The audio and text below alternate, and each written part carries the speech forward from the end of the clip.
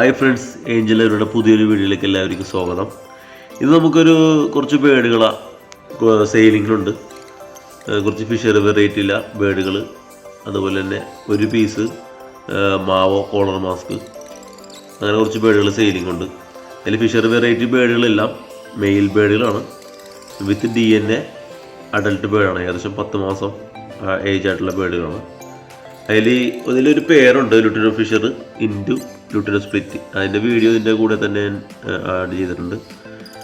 അപ്പോൾ അങ്ങനത്തെ ഒരു വീഡിയോ ആണ് ഇന്ന് ചെയ്യണത്. പിന്നെ അത് കൂടാതെ കഴിഞ്ഞ വീഡിയോയിൽ കുറേ കമൻറ്റുകൾ നമുക്ക് വന്നായിരുന്നു.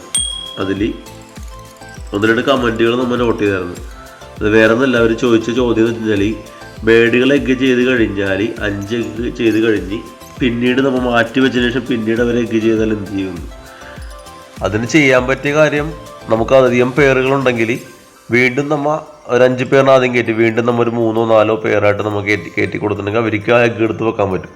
അപ്പോൾ ഞാനിപ്പോൾ എൻ്റെ വീട്ടിൽ ബേഡുകൾ ബ്രീഡിങ് ആയിരിക്കണം. ആ ബേഡുകൾ എപ്പോഴൊക്കെയാണ് ഫസ്റ്റ് ആരാണ് ഏത് പേരാണ് എഗ്ഗ് ചെയ്യണത്, അവരെത്ര എഗ്ഗ് ചെയ്യും എന്നൊക്കെ എനിക്കൊരു കാൽക്കുലേഷൻ ഉണ്ട്. അതുകൊണ്ടാണ് എനിക്ക് കാര്യങ്ങൾ ചെയ്യാൻ ഈസിയാണ്. അപ്പോൾ നിങ്ങളുടെ ബേഡുകൾ എങ്ങനെയാണ് എഗ്ഗ് ചെയ്യണത്, ഏത് പേരാണ് ഫസ്റ്റ് എഗ്ഗ് ചെയ്യണത്, അവർ ഈ പേരുകൾ തമ്മിൽ എത്ര ദിവസം ഡിഫറൻസിലാണ് ബേഡുകൾ എഗ്ഗ് ചെയ്യണത്, അങ്ങനെ ഒരു കാൽക്കുലേഷൻ നിങ്ങൾക്ക് ഉണ്ടെങ്കിൽ അങ്ങനെ ചെയ്യാൻ പറ്റും. അതല്ല, ഇപ്പോൾ ആദ്യമായിട്ടാണ് ബേഡുകൾ വളർത്തുന്നത്, അവർക്ക് ഇപ്പോൾ അവർ ആദ്യമായിട്ടല്ല ബ്രീഡ് ചെയ്യിപ്പിക്കുന്നത്, അവർക്കൊന്നും അറിയാൻ പറ്റില്ല.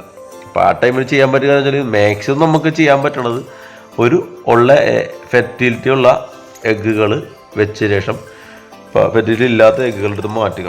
ഇപ്പോൾ എല്ലാ എഗ്ഗിലും ഫെർട്ടിലിറ്റി ഉണ്ടാവണമെന്നില്ല. ചിലപ്പോൾ ഒരു 8 എഗ്ഗ് ചെയ്തിട്ടുണ്ടെങ്കിൽ മാക്സിമം അങ്ങേറ്റപ്പോഴേക്കും 8 എഗ്ഗ് അത് ചെയ്തിട്ടുണ്ടെങ്കിൽ ഒരു 5 എഗ്ഗിൽ ചിലപ്പോൾ ഉണ്ടാവും, ബാക്കി 3 എഗ്ഗിൽ ഉണ്ടാവില്ല, ഫെർട്ടിലിറ്റി ഉണ്ടാവില്ല. അപ്പോൾ ആ 3 എഗ്ഗിൽ എടുത്ത് മാറ്റുക. അപ്പോൾ 5 എഗ്ഗായി. ആ എഗ്ഗുകളെടുത്ത് നമ്മൾ ബേഡുകൾക്ക് വെച്ച് കൊടുക്കുക. അപ്പോൾ അവർ അതിന് പ്രോപ്പറായിട്ട് ചൂട് കിട്ടി അത് വിരിഞ്ഞ് പുറത്തിറങ്ങും, കുഞ്ഞുങ്ങൾ പുറത്തിറങ്ങും. അത് പിന്നെ അപ്പോൾ അത് അങ്ങനെയാണ് അതിൻ്റെ കാര്യങ്ങൾ. അപ്പോൾ അതിൽ കൂടുതലിപ്പോൾ എഗ്ഗ് ചെയ്ത് കഴിഞ്ഞാൽ ചെയ്യേണ്ട കാര്യം വേറെ പേരുകൾക്ക് നമ്മൾ വെച്ച് കൊടുക്കുക, അതല്ലാണ്ട് വേറെ ഓപ്ഷൻ ഇല്ല. പിന്നത്തെ ഓപ്ഷൻ എന്ന് വെച്ച് കഴിഞ്ഞാൽ നമ്മൾ ഇൻക്യുബേറ്ററോ അല്ലെങ്കിൽ ബ്രൂഡർ അതിൻ്റെ സഹായത്തിലേ വിരിച്ചെടുക്കാൻ പറ്റുള്ളൂ ബാക്കിയുള്ള കുഞ്ഞുങ്ങൾ. അതായത് വിരിയണ കുഞ്ഞുങ്ങൾ എടുത്ത് ഫീഡ് ചെയ്യണം നമ്മൾ, ബാക്കിയുള്ള കുഞ്ഞുങ്ങൾ അവർ പേരൻസും ഫീഡ് ചെയ്യും. അപ്പം അങ്ങനെ ചെയ്യാൻ പറ്റുന്നുണ്ടെങ്കിൽ നമുക്ക് കൂടുതൽ കുഞ്ഞുങ്ങളെ സേവ് ചെയ്യാൻ പറ്റും. മീൻസ് വിരിയണ എഗ്ഗുകളിൽ ഫെർട്ടിലിറ്റി ഉണ്ടെങ്കിൽ ആ എഗ്ഗുകൾ കൂടി നമുക്ക് വിരിച്ച് പുറത്തിറക്കാൻ പറ്റും. പിന്നത്തെ ചോദ്യം എന്ന് വെച്ച് കഴിഞ്ഞാൽ എല്ലാ ബേഡുകളും ഒരേ ടൈമിൽ എഗ്ഗ് ചെയ്യണമെന്നില്ലല്ലോ. അത് ഞാൻ നേരത്തെ പറഞ്ഞ തന്നെയാണ്, നമുക്കതിനൊരു കാൽക്കുലേഷൻ ഉണ്ടാകണം. നിങ്ങളുടെ ബേഡുകൾ, അത് എൻ്റെ ബേഡുകൾ ഏത് ടൈമിനാണ്, മീൻസ് ഏതൊക്കെ ടൈമിന് ഏതൊക്കെ ബേഡ് എഗ്ഗ് ചെയ്യും. അപ്പോൾ അതനുസരിച്ചിട്ടാണ് ഞാൻ ബേഡുകൾക്ക് ബ്രീഡിംഗ് ബോക്സ് സെറ്റ് ചെയ്യണത്. അതുപോലെ തന്നെ നിങ്ങളുടെ ബേഡുകൾ, അപ്പോൾ എനിക്കറിയാം ഇന്ന ബേഡുകൾ ഇന്ന ടൈമിൽ എഗ്ഗ് ചെയ്യും, അപ്പോൾ അത്തരം പേരുകൾ ഒരുമിച്ച് ഞാൻ കയറ്റും. അതുപോലെ തന്നെ നിങ്ങൾക്കൊരു ടൈം ഉണ്ടെന്നുണ്ടെങ്കിൽ നിങ്ങൾക്ക് കാൽക്കുലേഷൻ ചെയ്യാൻ പറ്റുന്നുണ്ടെങ്കിൽ ബേഡുകളെ കറക്റ്റായിട്ട് ആ ടൈമിന് വിളിച്ച് നമുക്ക് കയറ്റാൻ പറ്റും. 1-2 ദിവസം കുഴപ്പമില്ല. അതിൽ കൂടുതൽ ഒരു ആഴ്ച 2 ആഴ്ചയൊക്കെ വരുമ്പോൾ നമ്മൾ അത് പിറ്റത്തെ ബ്രീഡിങ്ങിൽ മനസ്സിലാക്കി എടുക്കണത്. അപ്പോൾ അങ്ങനെ മനസ്സിലാക്കിയാൽ നമുക്ക് കാര്യങ്ങൾ ഇച്ചിരി ഈസി ആയിരിക്കും. അപ്പോൾ അങ്ങനെ ഒന്ന് ചെയ്യാൻ നോക്കുക. പിന്നെ ഒരു വീഡിയോ ഞാൻ ചെയ്യുന്നുണ്ട്, അടുത്തൊരു വീഡിയോ ചിക്സുകൾ ഇറങ്ങിയിട്ട് അതിൻ്റെ വലിപ്പം അനുസരിച്ച് എങ്ങനെ എടുത്ത് മാറ്റി വെക്കണം എന്നുള്ളൊരു വീഡിയോ ചെയ്യുന്നുണ്ട്. അപ്പോൾ അതുകൂടി നിങ്ങൾക്ക് കണ്ടു കഴിയുമ്പോൾ കൂടുതൽ കാര്യങ്ങൾ എളുപ്പമാവും പറ്റും. അപ്പോൾ അതൊക്കെയാണ് കുറേ സംശയങ്ങൾ ഉണ്ടാകുന്നത്, അതൊക്കെ തീർത്തെന്ന് വിശ്വസിക്കുന്നു. പിന്നെ ഇപ്പോൾ നമുക്ക് ബേഡുകൾ, ഇപ്പോൾ ഞങ്ങൾ പറഞ്ഞില്ല, കുറച്ച് ആൾക്കാർ നമ്മളെ കോൺടാക്ട് ചെയ്തായിരുന്നു. ഫിഷർ വെറൈറ്റിയില്ല, ചെറിയ വെറൈറ്റി തുടക്കക്കാർക്ക് പറ്റിയ ബേഡുകൾ സെയിലിങ്ങിലുണ്ടോ ഉണ്ടെങ്കിൽ അറിയിക്കാനും പറഞ്ഞത്. അപ്പോൾ അവർക്ക് എല്ലാവർക്കും ഓരോരുത്തർക്കും മെസ്സേജ് വിടാൻ പറ്റാത്തതുകൊണ്ടാണ് ഞാൻ ഈ വീഡിയോ ആയിട്ട് ചെയ്തത്. ഇപ്പോൾ നമ്മുടെ അടുത്ത് ഉള്ളതെന്ന് വെച്ച് കഴിഞ്ഞാൽ ഇപ്പോൾ ഫസ്റ്റ് ഈ അറ്റത്ത് തന്നെ തുടങ്ങാം. ഗ്രീൻ ഫിഷറാണത്. എല്ലാ ബേഡുകളും മെയിൽ ബേഡുകളാണ്. ഫിഷർ വെറൈറ്റിയിലെ എല്ലാ ബേഡുകളും മെയിൽ ബേഡാണ്. അതിൽ എല്ലാ സിംഗിൾ പീസറാണ് കൊടുക്കാനുള്ളത്. അതിൽ ലുട്ടിനോ ഫിഷറിൻ്റെ ഒരു പേരുണ്ട്, lutino fisher into lutino split, ആ 2 ബേഡ്.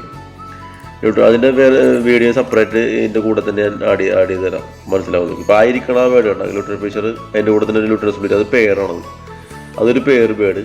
അതുപോലെ തന്നെ സിംഗിൾ ഫാക്ടർ വയലറ്റ് മേലിരിക്കണത്. പിന്നെ അതുപോലെ തന്നെ ഈ അറ്റത്തിരിക്കുന്നത് ഗ്രീൻ ഫിഷർ. മാർക്കിങ് പ്രോപ്പർ മാർക്കിങ്ങാണ്, പക്ക. അതിൻ്റെ പുറകെ ഇരിക്കുന്നത് യെല്ലോ ഫിഷർ, അതൊരു 12 മാസമായിട്ടുള്ള ബേഡാണത്.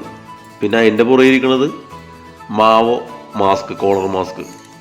പിന്നെ അതിൻ്റെയും പുറകെ ഇരിക്കുന്നത് ലുട്ടിനോ സ്പ്ലിറ്റ്, ഏറ്റവും പുറകെ ഇരിക്കുന്നത്. ഓക്കെ, ഇപ്പോൾ കണ്ടായോ, അത് ലുട്ടിനോ സ്പ്ലിറ്റ്. എല്ലാ ഹെഡ് നല്ല പ്രോപ്പർ റെഡ് കളറായിട്ടുള്ള ഹെഡാണ്, പ്രോപ്പർ മാർക്കിംഗ് ആണ്. വേറെ ഹൈബ്രിഡ് അങ്ങനത്തെ ബേഡുകളൊന്നുമല്ല. പക്ക നോക്കണമെങ്കിൽ മനസ്സിലാവും, ബേഡുകളുടെ ക്വാളിറ്റി നോക്കണമെങ്കിൽ മനസ്സിലാവും. പിന്നെ അതിൻ്റെ മേലെ ഇരിക്കുന്ന സിംഗിൾ ഫാക്ടർ വയലറ്റ് ടോപ്പിലിരിക്കണത്. പിന്നെ ഇതാണ് ഞാൻ പറഞ്ഞത്, ഇത് ഈ കണ്ണച്ച ബേഡ് തന്നെയാണ്. Lutino fisher male, lutino split female, ഈ ഒരു പേര്. ഇത് ഏകദേശം 10 മാസം കഴിഞ്ഞപ്പോഴാണ് ബ്രീഡിങ്, റെഡി ടു ബ്രീഡാണ്. ബ്രീഡ് ചെയ്തിട്ടില്ല, ബ്രീഡിങ്ങിന് കയറ്റാം കൊണ്ടുവന്ന ആൾക്കാർക്ക് ആയിരിക്കണമെങ്കിൽ. പിന്നെ with DNA closed ring, healthy bird, നല്ല ബേഡുകൾ കണ്ടിട്ട് നിങ്ങൾ കോണ്ടാക്ട് ചെയ്യുക. നമ്പർ ഞാൻ ഈ വീഡിയോയിൽ ആഡ് ചെയ്യുന്നതായിരിക്കും, സ്ക്രീനിൽ ആഡ് ചെയ്യുന്നതായിരിക്കും. മെസ്സേജ് ഉള്ളു കേട്ടോ, മെസ്സേജ് വിടുക, വാട്സപ്പിൽ മെസ്സേജ് അയച്ചാൽ മതി. പിന്നെ കേരളത്തിൽ എല്ലായിടത്തേക്കും നമുക്ക് ട്രാൻസ്പോർട്ടേഷൻ ഉണ്ട്. പിന്നെ ഒരിക്കൽ കൂടി ഞാൻ പറഞ്ഞാണ്, ഫിഷർ വെറൈറ്റിയിൽ മെയിൽ ബേഡുകളുള്ള സിംഗിൾ പീസായിട്ടാണ് എനിക്ക് കൊടുക്കാനുള്ളത്. പിന്നെ അതുപോലെ തന്നെ പേരായിട്ട് കൊടുക്കാനുള്ള ഈ ഒരു പേര് മാത്രമേ ഉള്ളൂ, ലുട്ടിനോ ഫിഷർ ഇൻഡു ലുട്ടിനോ സ്പ്ലിറ്റ്, ഹെൽത്തി ബേഡാണ്. പിന്നെ മാസ്ക് വെറൈറ്റി ഒരു ബേഡേ ഉള്ളൂ, മാവോ മാസ്ക്, കോളർ മാസ്ക് ആണ്. ഓക്കെ, വേണ്ടവർ കോണ്ടാക്ട് ചെയ്യുക. പിന്നെ ബേഡുകൾ സെയിലാകാനനുസരിച്ചിട്ട്, അത് ബുക്ക് ഇടാനനുസരിച്ചിട്ട് ഞാനത് കമൻറ്റിൽ പിൻ ചെയ്ത് വെക്കാം. അപ്പോൾ അത് നോക്കിയിട്ട് കോണ്ടാക്ട് ചെയ്യുക. ബേഡുകൾ നല്ല ഹെൽത്തി ആയിട്ടുള്ള ബേഡുകളാണ്. അപ്പോൾ ഒരുപാട് ആൾക്കാർ നമ്മളെ കോണ്ടാക്ട് ചെയ്തിരുന്നു. കഴിഞ്ഞൊരു വീഡിയോ ഞാൻ ചെയ്തിരുന്നു യൂട്യൂബിൽ, ഒരു സെയിലിംഗ് വീഡിയോ. അപ്പോൾ ഒരുപാട് തുടക്കക്കാരായിട്ടുള്ള കുറേ ആൾക്കാർ നമ്മളെ കോണ്ടാക്ട് ചെയ്തിരുന്നു. അപ്പോൾ എല്ലാവരും കൂടി തിരിച്ച് റിപ്ലൈ തരാൻ ഒരു ബുദ്ധിമുട്ടാണ് ഞാൻ വീഡിയോ ആയിട്ട് ചെയ്തത്. നല്ല പ്രോപ്പർ മാർക്കിംഗ് ഉള്ള ബേഡുകളാണ്. അപ്പോൾ ഞാൻ ഗ്രൂപ്പുകളിലൊക്കെ ഇങ്ങനെ അവരെ, ഇപ്പോൾ യൂട്യൂബിലാണെങ്കിലും ഓരോ വീഡിയോസ് ഞാൻ കണ്ടിട്ടുണ്ട്. അപ്പോൾ അതിൽ എനിക്ക് മനസ്സിലായ കാര്യങ്ങളാണ്, ക്വാളിറ്റിയുള്ള ബേഡുകൾ വളരെ ചുരുക്കമാണ്. അപ്പോൾ അതുകൊണ്ട് നമ്മുടെ കയ്യിലുള്ള ബേഡുകളെ തന്നെയാണ് യൂട്യൂബിൽ വീഡിയോ ഇട്ട് ആരെങ്കിലും ഒരേ ബേഡായിട്ട് നോക്കണ കുറേ ആൾക്കാരുണ്ടാവില്ല, മെയിൽ ബേഡുകൾ, ഒരു ഫീമെയിൽ ബേഡുകളും. പക്ഷേ ഫിഷറിൽ നമുക്ക് മെയിൽ ബേഡുകൾ മാത്രമേ ഉള്ളൂ ഇപ്പോൾ അവൈലബിൾ ഉള്ളൂ. പിന്നെ ഫീമെയിൽസിൽ പറയണമെന്നുണ്ടെങ്കിൽ ഒരു ലുട്ടിനോ സ്പ്ലിറ്റ് ഉള്ളു, പക്ഷെ അത് ലുട്ടിനോ ഫിഷറുമായിട്ട് പെയറാണത്. നേരത്തെ ഇട്ട വീഡിയോയിൽ പെയറായിട്ടുള്ള ബേഡാണത്. പിന്നെ മാവോ കോളർ മാസ്ക് ഉണ്ട്, അത് ഫീമെയിലാണത്. പിന്നെ അതുപോലെ തന്നെ ഒരു ഗ്രീൻ ഫിഷർ പൈഡുണ്ട്, ഏറ്റവും അടിയിരിക്കുന്ന ബേഡ്, ഇത് മെയിൽ ബേഡാണത്. അപ്പോൾ അത്രയും കാര്യങ്ങൾ ഇന്നത്തെ വീഡിയോയിൽ. ഇന്നത്തെ വീഡിയോ എന്ന് പറഞ്ഞാൽ സെയിലിംഗ് വീഡിയോ ആണ്.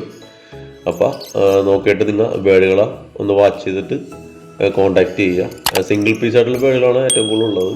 പെയറായിട്ട് ആ ലുട്ടിനോ ഫിഷർ മാത്രമേ ഉള്ളൂ, പെയർ മാത്രമേ ഉള്ളൂ. അപ്പോൾ നിങ്ങൾ കോണ്ടാക്ട് ചെയ്യുക. അപ്പോൾ വീണ്ടും കാണാം നല്ലൊരു വീഡിയോ ആയി. അപ്പോൾ എല്ലാവർക്കും ബൈ.